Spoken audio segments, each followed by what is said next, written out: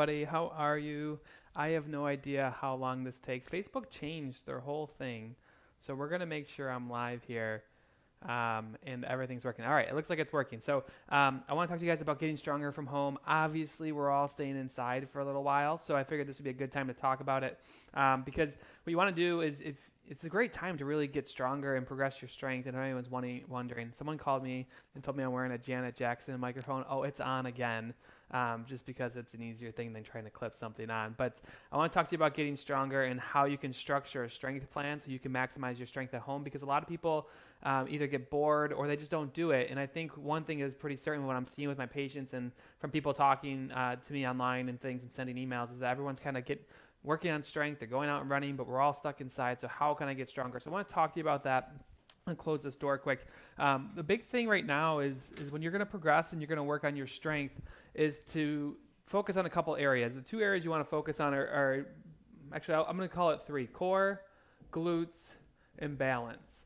You wouldn't believe, and maybe you would, I don't even know if I'm in frame right now. You wouldn't believe, nope, I'm not. Let's see if I can get that in frame for you guys. You wouldn't believe how it says core, glutes, and balance. You wouldn't believe how many people can't even stand on one foot. Simple test for you. Can you stand up, balance on one foot, put your shoe on, take your shoe off, or even try to take your sock on and off and not be falling over? So many people come into me and they say, I didn't know my balance was so bad. And truthfully, with running, like it's balancing on one foot and then the other. So these are the three things you want to focus on. I'll go over here: core, glutes, and balance. So I want to talk to you about really the nice thing about balance is you can just include it into your glute strength. So we're going to combine these two, but I want to talk to you about these separately so you can progress. This is stuff that we work on. If you happen to want some help with your strength training, go to RunSmart 2020. We have a little discounted thing, but you can also just sign up for like $1 and try some of the workouts we have as well by just going to the RunSmart page. So with core, what I want you guys to know is you want to progress from static core to dynamic core. So what this means is you want to work on your static hold. So you're in planks.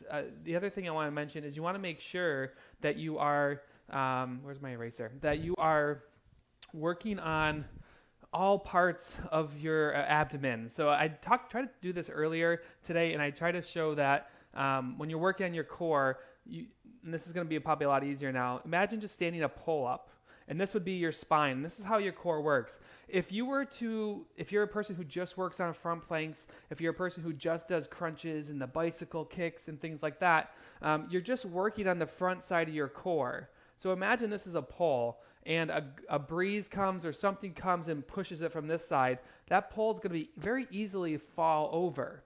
And what we want to do in the way that the core functions is it's 360 degrees around this pole. So we want to strengthen the sides. We want to strengthen the back side. And we want to create this like almost full circle of core strength around it. So you imagine if we had guy wires and wires that are just pulling on this pole from every single direction, it's very stable because you have 360 degree strength around it. So what you want to start with is making sure that you don't skip parts of your body. You can't just work your abdomen for beach muscles. You need to be working your low back and in your sides. Like side planks shouldn't be skipped. Everyone's skipping their side planks these days. But you want to progress from static core to dynamic core. And what that means, and I'll give you some goals here.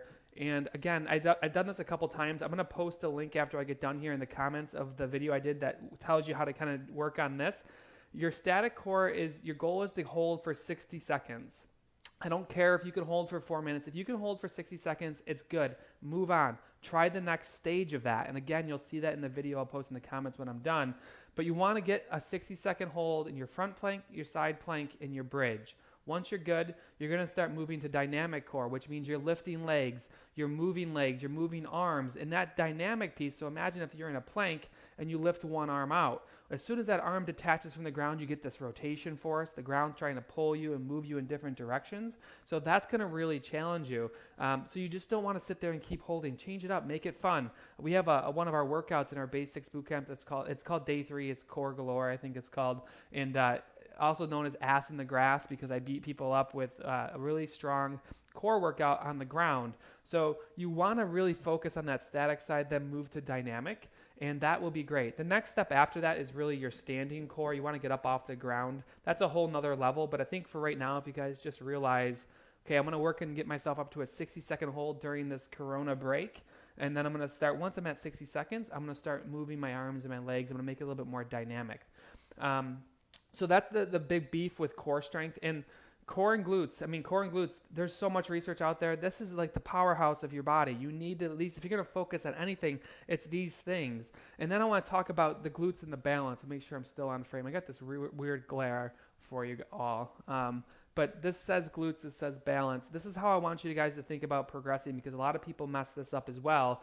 You want to go from, just like we had a progression here, you're going to want to go from one leg, and then you're going to go to two legs. Oops, two legs. I'm going to move my camera so you can see this better, because I know there's a glare there. Hold on one sec. So, come on. Last time I did this, I stepped on a Roomba, and it took off on me. All right, let me just straighten this out here. You know, you think, again, I would do this beforehand, but I never do. All right, that's a little bit better. So we want to progress from one leg to two legs. So in this one leg compilation, you're really looking at your squats. I'm sorry, you don't want to go two leg, one leg. You want to go, I'm a dummy, two leg to one leg. And when I say two legs, things like squats are a great activity. Working somewhat into lunges is a nice bridge pattern here. But ultimately what you want to do is get down to strengthening your glutes and strengthening your muscles with one leg. So these are a lot of balance and reaches. So balance and reach. Truthfully, what you can also do, like if you're someone who likes to hit the weights, just stand on one foot and work on your balance. You can do bicep curls, overhead presses. You can do a lot of different strength training by just standing on one foot. But you always want to take those two-leg activities and go down to one leg, because let's say you're going to do a deadlift, right? You're doing a deadlift and you're doing a squat, a double-leg deadlift. You can actually progress that to a single-leg deadlift, and you can incorporate more muscle groups. You can get stronger. But this is the typical progression we like to see, and it's what we work on in a lot of our workouts. So static core to dynamic core. Go two-leg exercises to one-leg exercises, focusing on your glutes. As soon as you go to one leg, you're going to be working on your balance. So that'll just include it into it. There's a lot of different ways to do this, but start kind of getting the wheels turning. I'll go live tomorrow, probably show you some of these two-leg to one-leg progressions. So come back and check.